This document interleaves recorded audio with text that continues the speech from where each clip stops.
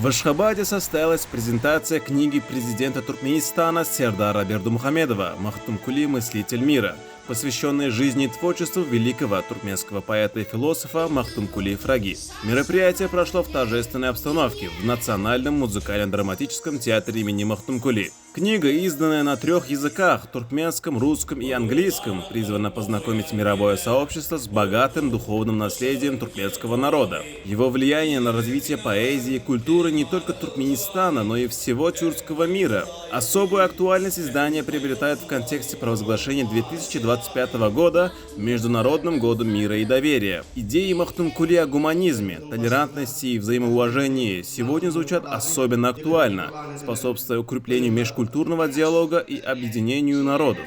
Maqtumuli dünyanın akılları adlı kitabında bir neçe Maqtumuli varada aytqıları yerleştirilen. Elbette şu kitapta arkadağı kahraman serdarımız bellep geçe Maqtumuli her bir Türkmen Maqtumuli nasır deyip bellep geçe. Şu fırsatda men şular ýaly ähli mümkinçilikleri döredilen şün Türkmen halkının milli lideri kahraman arkadağlı kahraman serdarımızda köp sağ olsun aydiyan. Махтумкули «Мыслитель мира» — это не просто книга, а значимый вклад в изучение и популяризацию богатейшего культурного наследия туркменского народа. Она станет ценным источником для ученых, исследователей, а также для всех, кто интересуется историей, философией и мировой поэзией.